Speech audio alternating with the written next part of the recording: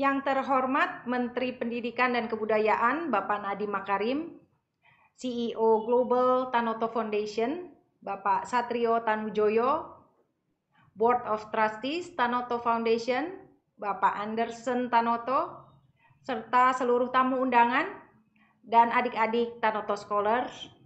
Assalamualaikum warahmatullahi wabarakatuh. Selamat pagi, salam sejahtera. Puji syukur kehadirat Tuhan Yang Maha Kuasa karena pada hari ini kita berkumpul bersama-sama dalam acara Inspirational Talk Session Tanoto Scholars Gathering 2020. Adik-adik mahasiswa dan para undangan yang terhormat, sejak sekitar 6 bulan terakhir, kondisi pandemi telah memaksa semua orang untuk mengubah kebiasaan. Mengubah cara berpikir, bertingkah laku, dan salah satu yang paling sulit adalah mengubah pola hubungan kita dengan saudara, teman, dosen, dan masyarakat di sekitar kita. Menurut berbagai sumber seperti UNESCO, UNICEF, WHO, dan World Economic Forum, terdapat beberapa hal yang bisa kita tarik sebagai pelajaran dalam kondisi krisis ini. Yang pertama adalah pentingnya penggunaan online platforms. Dalam 6 bulan terakhir, banyak aktivitas kita jalankan secara daring, mulai dari komunikasi dengan saudara, handai tolan, berbelanja, belajar, bekerja, hingga mencari hiburan. Pada semester lalu, kita menjalankan sebagian besar proses belajar secara daring. Semua struggling mahasiswa dan dosen terpaksa berhadapan dengan layar monitor selama berjam-jam sepanjang hari. Kita lelah dan penat duduk berjam-jam di depan layar untuk menyelesaikan tugas-tugas dalam belajar dan bekerja. Namun, di sisi lain, kita menemukan cara baru dalam berhubungan dengan teman, saudara, orang tua, dan orang lain dalam kehidupan sehari-hari. Cara baru dalam berelasi sosial, yaitu melalui jaringan online. Cara baru dalam melaksanakan tugas, berkreasi, menghasilkan produk, berrekreasi, dan lain sebagainya. Pelajaran kedua, pentingnya kolaborasi dan partnerships. Kondisi pandemi ini memaksa kita untuk terpisah secara fisik dari orang-orang yang sebelumnya sangat dekat dengan kita dalam kehidupan sehari-hari.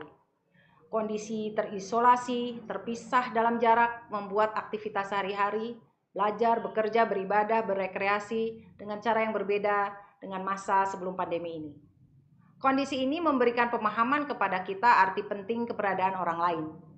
Keterbatasan memaksa kita untuk menjalin kerjasama, berkolaborasi, bahkan dalam kegiatan sederhana sehari-hari. Selain itu, kita memahami bahwa peran setiap individu sangat penting dalam berkolaborasi. Ketiga, pentingnya komunitas. Dalam situasi seperti sekarang ini, penting untuk terus berhubungan, menjaga komunikasi dengan keluarga, rekan, dosen, dengan memanfaatkan teknologi yang ada secara optimal. Kebutuhan atau permasalahan psikologis akibat terisolasi ini dapat terpenuhi atau setidaknya diperbaiki dengan terus berhubungan dengan mereka. Keempat adalah pentingnya alam sekitar.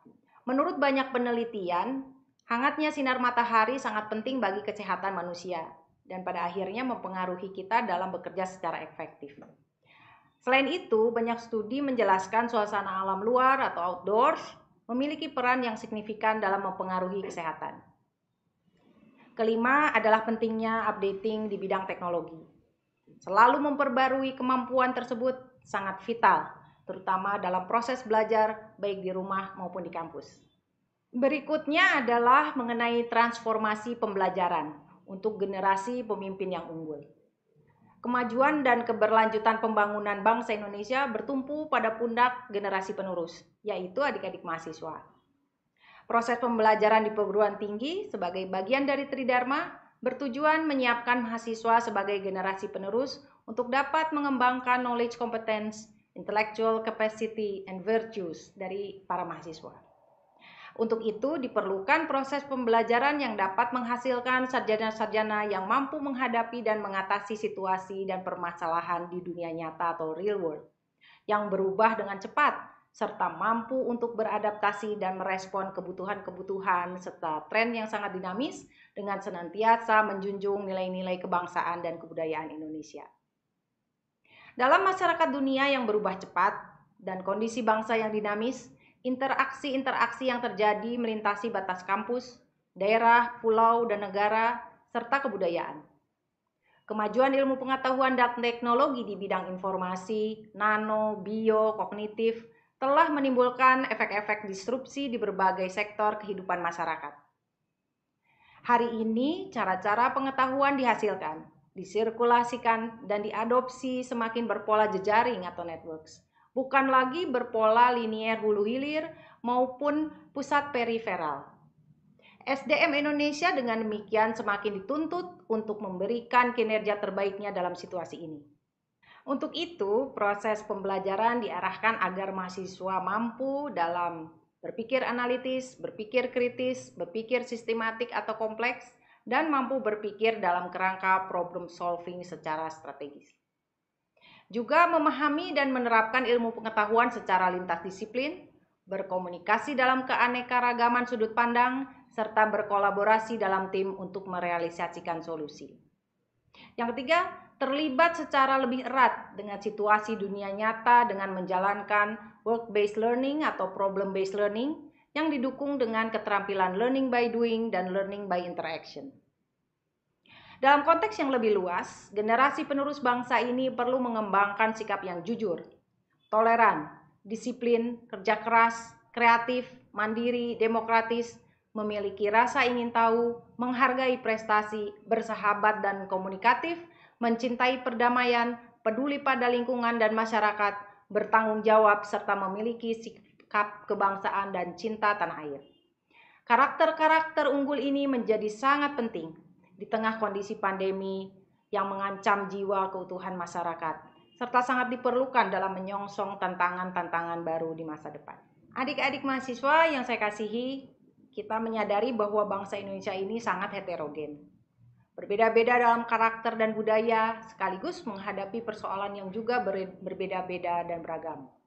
Mungkin adik-adik mahasiswa sekalian sehari-hari berada dalam lingkungan yang relatif maju, fasilitas belajar dan hidup yang memadai.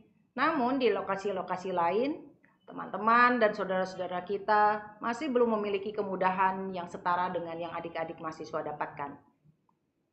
Arah pembangunan bangsa untuk mengurangi jurang antara daerah yang maju dengan yang relatif terbelakang ini sangat tepat. Dan sekali lagi, kondisi yang tidak menguntungkan ini memberikan kita ruang dan kesempatan untuk berlatih dan belajar menyelesaikan permasalahan yang lebih nyata.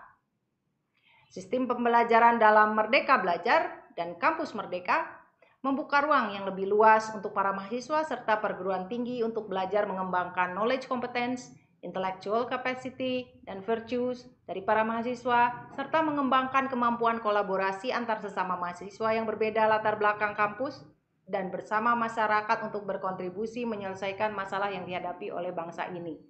Adik-adik mahasiswa serta para undangan yang terhormat, upaya-upaya kita dalam melakukan transformasi pembelajaran yang didasarkan pada pemahaman akan pentingnya kolaborasi dan partnership dalam pemecahan permasalahan nyata menemukan momentum yang tepat, yaitu krisis yang kita hadapi akibat pandemi COVID-19 ini.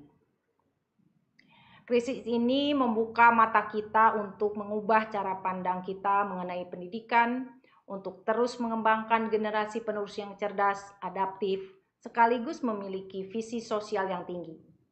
Sehingga tercipta generasi penerus yang memiliki karakter-karakter unggul. Karakter unggul inilah yang akan membuat kita semua survive. Dengan begitu, Indonesia akan semakin maju. Terima kasih dan penghargaan kepada Tanoto Foundation.